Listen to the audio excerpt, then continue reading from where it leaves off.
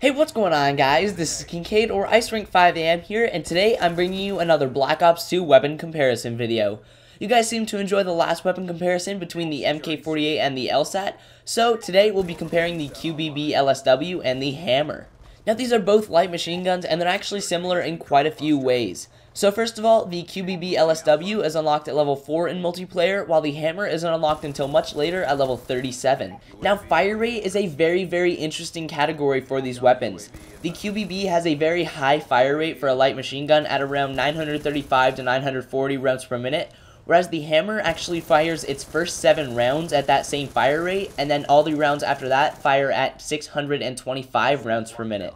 Personally, I think that 625 rounds per minute is far too slow, and it's very hard to win gunfights with the HAMR. Next, unlike the other two light machine guns, the QBB and the HAMR actually both have mag sizes of 75 rounds rather than 100, and the extended clip attachment will grant a mag size of 100. Now, as for reload speeds, the QBB has the upper hand on the HAMR by just a little bit with a reload speed of 3.72 seconds, whereas the HAMR reloads in 4.19 seconds, and these are both about twice as fast as the other two light machine guns.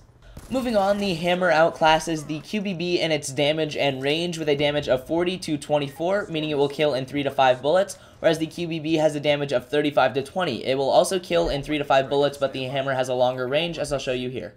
Now, as you can see here at close range, the QBB kills in 3 bullets, and the HAMR also kills in 3 bullets.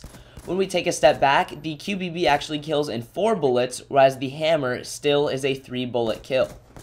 Not until I moved all the way back here did the HAMR turn into a 4-bullet kill, and the QBB was still a 4-bullet kill as well at this time.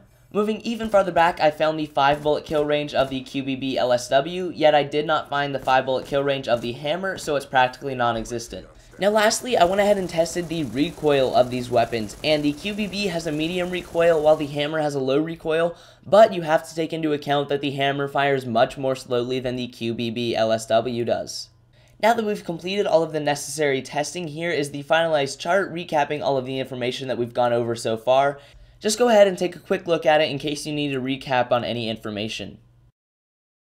Alright, so when using either of these weapons, just like with the MK48 and the LSAT, there are 3 great attachments that I would recommend. These are the suppressor, the target finder, and the full metal jacket.